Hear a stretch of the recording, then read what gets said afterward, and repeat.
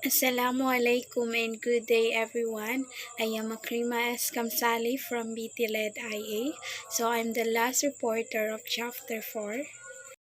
So now my topic I will be discussing to you is planning, implementing, and evaluation, understanding the connection. So planning, implementing, and evaluation, ito yung tatlong process in curriculum development that are taken separately but are connected to each other. First, key idea. Planning is an initial step in curriculum development. Planning is initial process in curriculum development.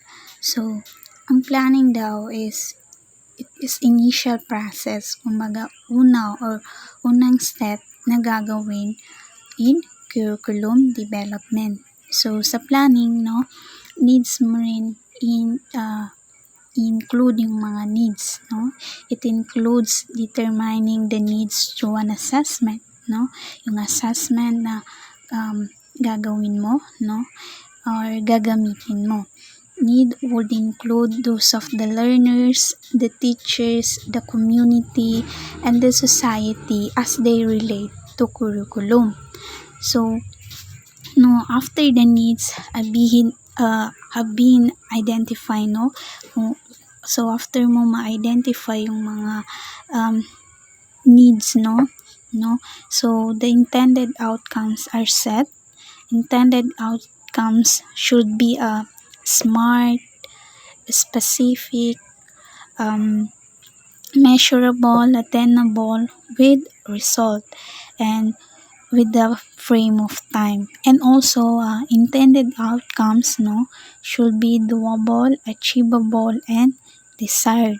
So, after establishing this, then the curricularists should find out in planning the ways of achieving the desire of outcome. So, meaning to say, in planning, kailangan mo rin isipin yung ways of achieving the desired outcomes, These are ways and means and the strategies to achieve outcomes. So, together with the methods and strategy are identification of support materials. So, all of these should be written and should include the means of evaluation.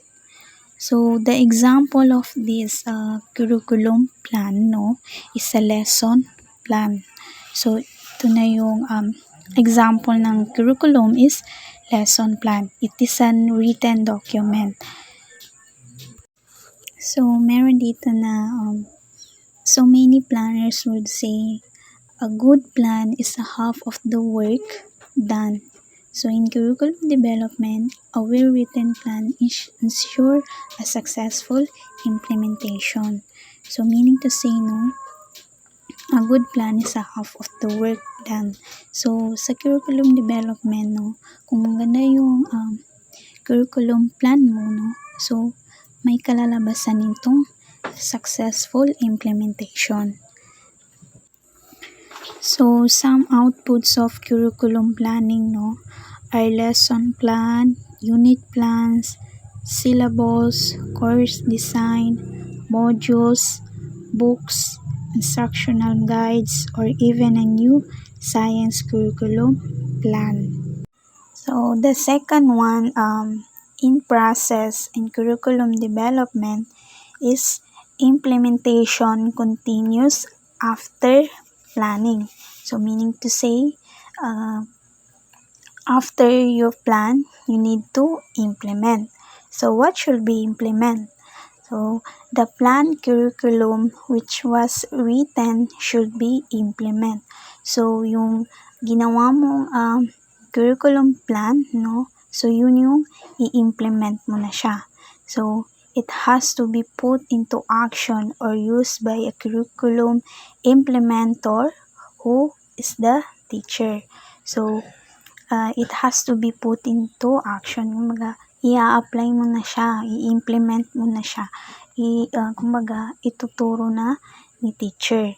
So, curriculum plan should be not remain as a written document. It will be useless. So, meaning to say, no, kailangan hindi lang siya naka-written, no? Kailangan din siyang i-implement. So, a curriculum planner can also be a curriculum implementer. So, meaning to say, if you're a curriculum planner, you can be a curriculum implementer. So, in fact, a curriculum planner who implements the curriculum must have a full grasp of what is to be done. No, this is the important role of the teacher. So, in implementation, no, with a well-written curriculum plan, a teacher can execute this with the help of instructional materials, equipments, resource materials, and enough time, no? So, meaning to say, in implementation, no, yung instructional materials, equipment, resource materials, and enough time is makakatulong siya kay teacher in implementation, no? The curriculum implementer must also see to it that the plan which serve as a guide is executed correctly, no? And also the skill and the ability of the teachers is necessary, no? So, in curriculum implementation, no, is kailangan talaga yung skill and ability ni teacher, no? So, it is necessary that the end view or the intended outcomes will be achieved in the implementation. So, the last one is evaluation. So, evaluation follows implementation. So, after the implementation is evaluation. So, the focus of this chapter is evaluation after planning and implementation was done. So, it is very necessary to find out at this point if the plan or written curriculum was implemented successfully and the desired outcomes were achieved. So sa curriculum development, no, ang evaluation is kailangan talaga siya para mas makita or mas malaman mo kung may natutunan ba si student, and malaman mo kung na-achieve mo ba yung desired outcomes. So, these models discussed in the previous lesson guide the process and corresponding tools that will be used to measure outcome. So, evaluation talaga is ito yung process and corresponding tools na saan magagamit para ma-measure yung outcomes.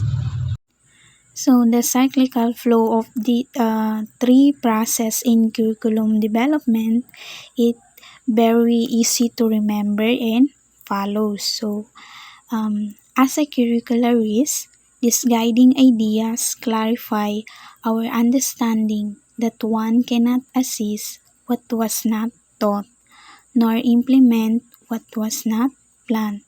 So, in a curriculum development, no, as a curricularist, you need to plan muna bago mo i-implement, no? So, remember, plan, then implement, then evaluate. So, that's all of my report.